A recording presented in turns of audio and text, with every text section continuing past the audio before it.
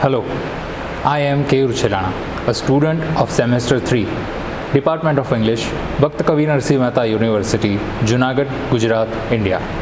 And this is the lecture of Shakespearean series, and this is the 19th lecture.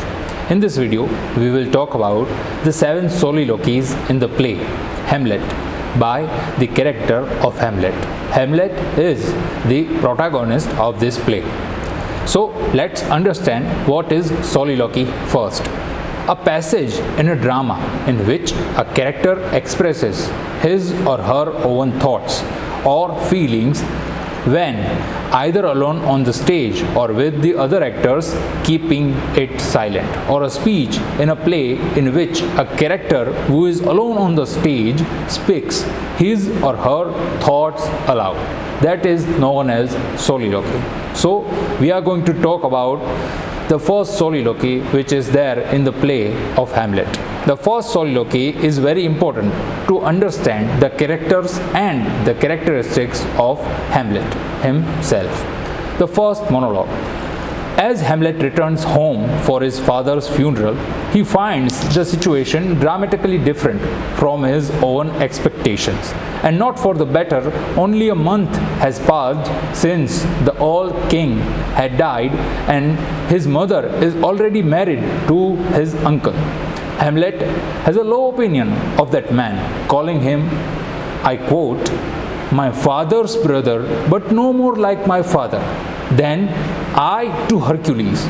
However, his primary issues lie with the behavior of his mother, who did not mourn for the late father's death.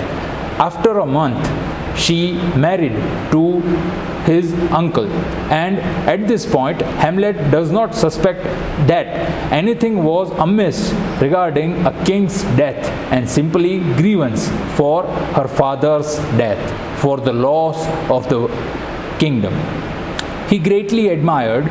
He concluded by lamenting the powerlessness of his own and in affecting his mother's poor decision. This was the first monologue. Now we are going to talk about the second monologue. Hamlet's second soliloquy occurs immediately after his conversation with his father's ghost, a prince who is enraged by the revelation, swearing revenge on the spot and denouncing his other aspirations. He does not doubt the spirit's words, most likely because of his already low estimation of his mother and uncle. Hamlet's love for his father taken precedence, and with youthful hot-headedness he invokes heaven and hell in an oath of vengeance. It is possible that Hamlet was harboring suspicions due to his mother's behavior. The appearance of the ghost, which looked like exactly the late king, thus provides him a symbol to concentrate his disquiet. It would be possible to explain the appreciation as a hallucination that appeared due to the prince's mental state, if it is not for awareness of it. That's how ends the second monologue. Now we are going to talk about the third monologue. And in the third monologue, at the time of the third incident of self-reflection, Hamlet has time to calm down and look at his situation again. He decides to test the ghost words and arrange a play to murder the play before the Claudius. Encounter with the player makes him reminisce on his supposed cold-heartedness. An actor can fake a spectacular display of emotions. I quote, yet I, a dull and muddy-mettled rascal, pick like John a dreams, unpregnant of my cause, and can I say nothing? I quote N. He wonders whether he is a coward because he did not immediately confront his uncle and kill him at that time, or recovering from his lapse. A prince declares his plans to observe Claudius' reaction at the time when the play was on that ground and use it to confirm the truth. That's how the third soliloquy ends. In the fourth soliloquy or a fourth monologue, while Hamlet makes his preparation, he affects a madness-stricken persona. The double existence takes a toll on him, and he begins contemplating suicide once again. In his famous passage, the prince reflects on the death, a desirable and end of struggle of his own existence. He wonders that, I quote, "For who would bear the whips and scorn of time, when he himself might his acquaintance make with a bare bumpkin?" I quote N. Hamlet answers that human fear the death may not be the end of existence, and at the time he was also worrying that the unknown beyond may be the worse than their current hardship. He concluded that, I quote, "Thus consequences does make coward of us all." I quote N. Hamlet chooses to live on, perhaps because he saw his father's fate and did not wish to share it with anyone. That's how fourth monologue or fourth soliloquy ends. We are going to talk about fifth monologue. The prince's mother calls upon him for a private conversation, as other inhabitants for castle grow more concerned about his behavior. Convinced by Claudius' evilness, the protagonist asks for some time so that he can prepare. He bears her little more goodwill than he does his uncle. But the ghost requests that Hamlet does not try to harm Gertrude, and he intended to honor the late king's will. However, as the prince put it, I quote, "Now could I drink hot blood and do such bitter business as the day would go to look on." He uses the time spent alone to calm down himself and resolve to condemn his mother with worst intended of action on his impulse thoughts. The situation turns to bloodshed regardless. Now we are going to talk about the sixth monologue. On the way to Gertrude's chamber, Hamlet notices Claudius, who is observed in prayer and present an excellent target for the prince's sword.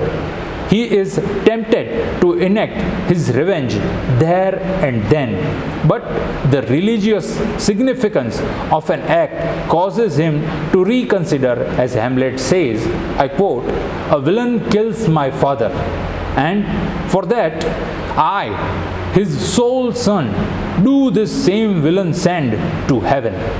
In the protagonist's mind, the traitor deserves an incognible end, one that denies salvation to the man.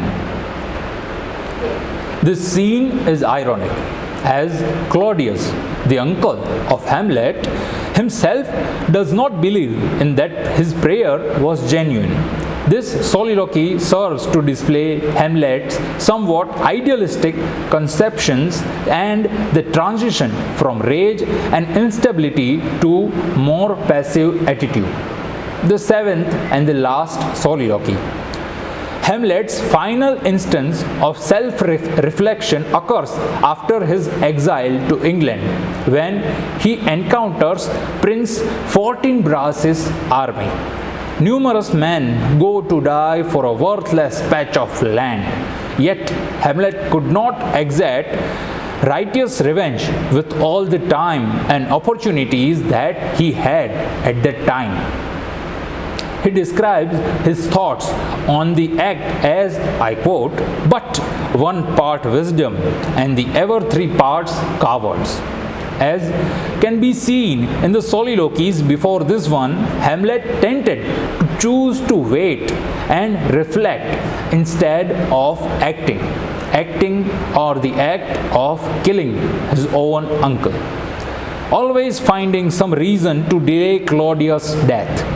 the prince denounced the threat and vows that from the point his thoughts would exclusively by violent suffering on the lethal final. Now we are going to talk about the conclusion. Hamlet's monologues are primarily meant to expose his character, characteristics, and the state of the mind of Hamlet at that time. Most of them also serves as pivotal point for the story, ones where he makes decisions that affect the entire plot from that point onward. The prince ponders on the hardships of existence, contemplates death, both his own and his uncle's also. The betray himself for cowardice, his mood oscillates, beginning with violence, then becoming calmer and darker, and finally flaring up again in the final monologue. They reveal Hamlet as a reflective thinker, the one who spends more time in reflection than spend time more in action. At the same time, he is idealistic and sometimes impulsive also. At the time, he has to keep his anger in check consciously. The contradictory nature of Hamlet's character lends depth to himself and the conflict of his story. Thank you very much.